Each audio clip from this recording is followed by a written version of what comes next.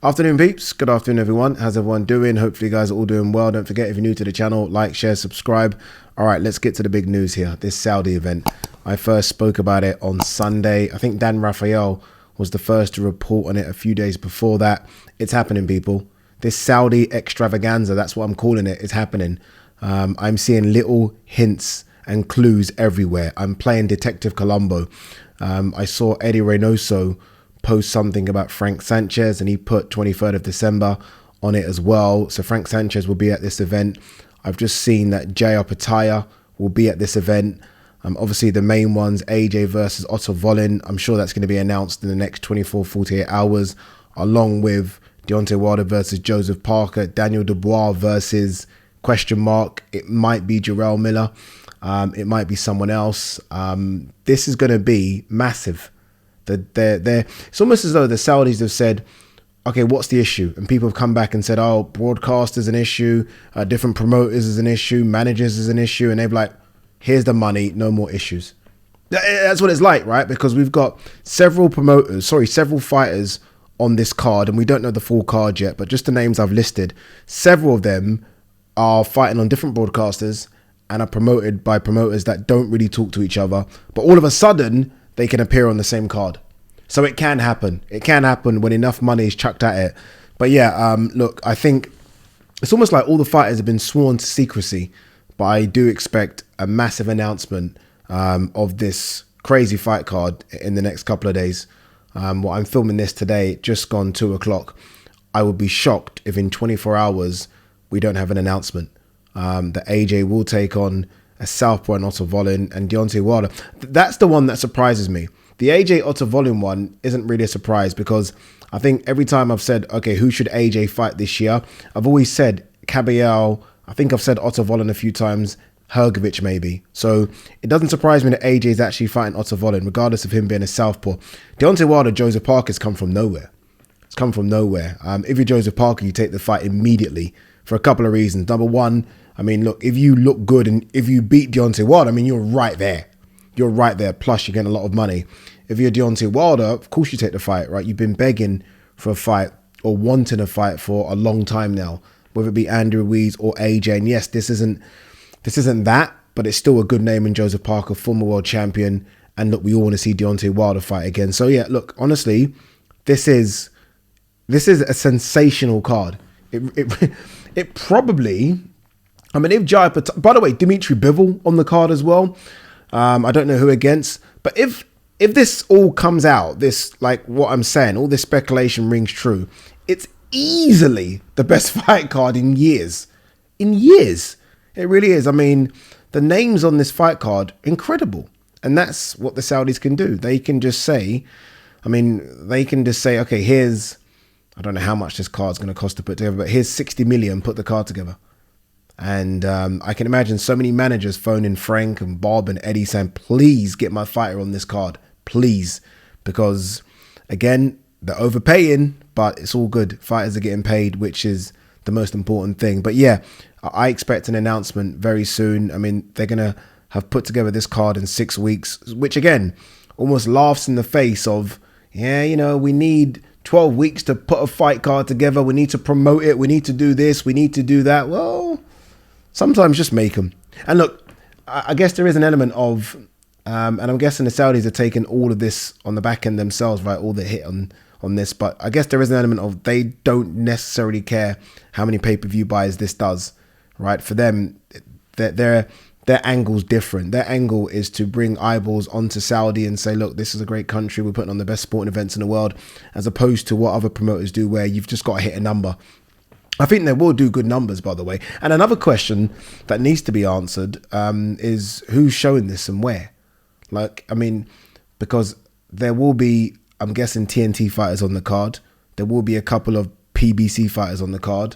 There will be a couple of ESPN fighters on the card. Obviously, AJ, Jaya Pataya, Dimitri Bivol, DAZN fighters. So who gets what? I mean, last time DAZN got the worldwide rights, I'm sure they're going to want the UK rights for this one because they've got AJ. So yeah, look, so much going on, but I look forward to seeing the full announcement. I'm guessing that the ones that I think are guaranteed to fight on that card, guaranteed, AJ Otto Wallin, Wilder Parker, Frank Sanchez is definitely on that card. I don't know who against. Surely it can't be Daniel Dubois, but Daniel Dubois, I'm guessing, will be on that card as well. These are my definites. Jaya Pataya and Dimitri Bivol. Anything else, I'm not quite sure. But that's good. Hey, that is incredible. December 23rd is a bit awkward for people. Obviously, like a couple of days before Christmas. So it's going to be tough for people to get out there and get back in time for Christmas. But got to do what you got to do, man. And I can't wait to see the announcement, because obviously that means there's a press conference, which I've not yet been told about. I'm guessing I will be told about very, very soon, because I'm guessing I'll be at the press conference. But the Saudis are just, I don't want to say they're taking over boxing, because I don't think that's happening. But I mean, if they're going to do this, and then they're definitely going to do Alexander Usyk Fury, and the undercard for that's going to be incredible as well. I do wonder if they're going to do everything for this fight card in the same arena. Obviously, Fury Ngannou was in a different arena to the undercard. I don't think you're going to do that. And I feel like there will be a problem with who is the main event here. I mean, we're only used to seeing AJ, in the last 7 or 8 years being main event. I can't imagine AJ being co-main event. But if you're Wilder, I don't think you're going to want to walk second to AJ or chief support to AJ. Especially when Wilder Parker is a battle of 2 former world champions. Questions. All right, let's have a look and see what else there is. Conor Benn calls for Chris Eubank Sr. to repair rift with son. It needs to be sorted out. Yeah, it does. I don't really like it, if I'm honest with you.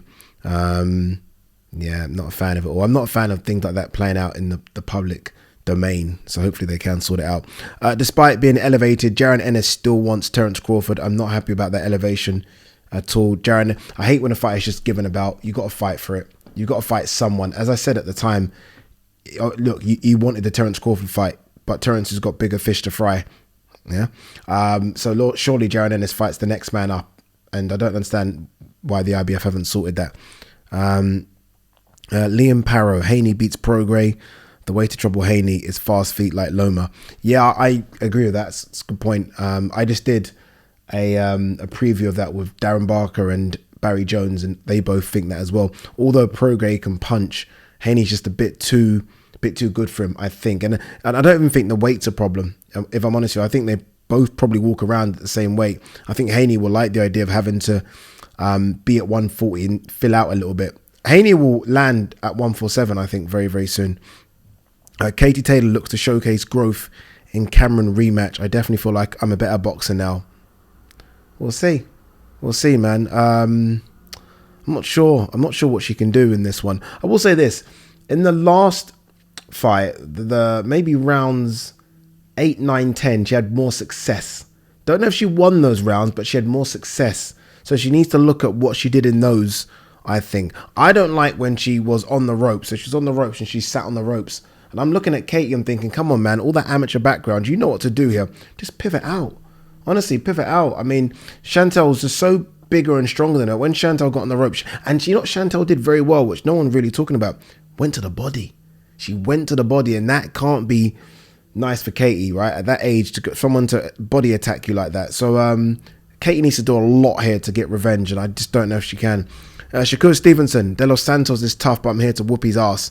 Completely forgot that this fight was on a Thursday. This fight's on Thursday, which is strange. And I think does that have anything to do with the fact the Formula One's on Friday and Saturday practice, and then the rules? I don't know, but it's on a Thursday. Obviously, we'll watch it. Shakur Stevenson. I feel sorry for Shakur. He's desperate for a big fight. He wants to be in. He's been, ringside at some of these events where everyone's fighting big names apart from him. Yet everyone thinks he is the best. So he needs a big fight next year, definitely. Or he leaves. I mean, he'll probably look at the Terence situation where Terence was with Bob for so long and just couldn't get them. Terence left, got Errol. So maybe he'll look at that and think, okay, maybe it's time I jump ship. See, look at this. Jai Opataya, rumoured to land on December 23rd Riyadh show as purse bid looms for Bradis rematch. So he's going to be out there, man. He's out there as well. Crazy. Evander Holyfield giving Alexander Usyk a strong shot to shock Tyson Fury. Yeah, we spoke about this yesterday. Anything else to speak about? Not really. Remember I said I've got to tell you guys something about me, something personal. I'll let you guys know when I'm allowed. I feel weird. I can't tell you stuff that I've been told because I'm not allowed to yet. But when it's announced or when I'm told, before it's out there, I'll let you guys know. Peace and love.